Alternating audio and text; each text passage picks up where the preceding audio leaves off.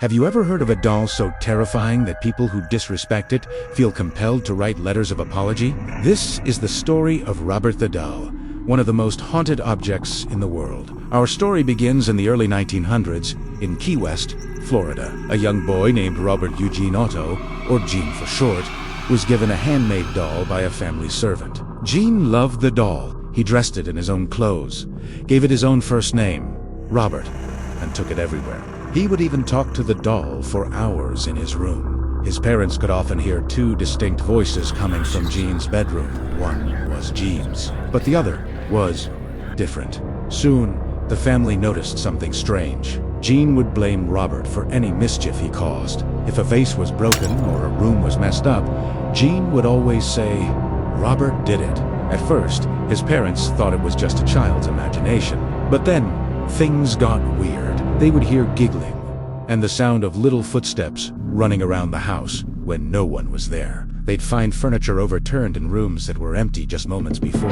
Neighbors even claimed to see Robert the doll moving from window to window, watching them when the family wasn't home. Gene's parents became so disturbed that they eventually locked Robert away in the attic. And there he stayed for many years. After Gene grew up, got married, and inherited the house, he rediscovered Robert in the attic. Against his wife's wishes, he brought the doll back out. He became obsessed, spending all his time with Robert, often neglecting his wife. He even set up a special room for the doll in the upstairs turret.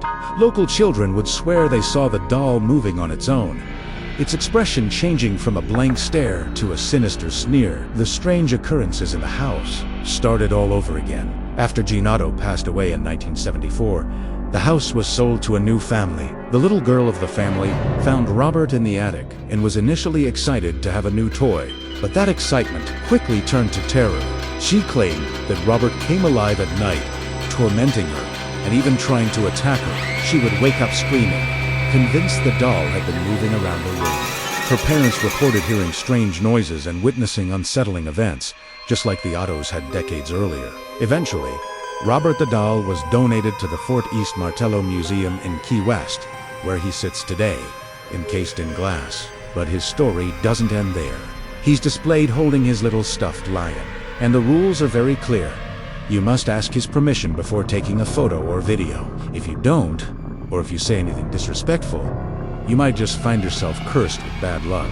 The museum has a whole wall covered with letters from visitors who ignored the warning. These letters are filled with apologies to Robert, begging him to lift the string of misfortunes that have befallen them. Car accidents, job losses, broken relationships, and sudden illnesses. They write to him, hoping to undo the curse they believe he placed on them. So, if you ever find yourself in Key West, you can visit Robert the doll. But be warned, be polite, be respectful, and whatever you do, don't forget to ask for his permission. You wouldn't want to be the next person writing him an apology letter. Thanks for watching.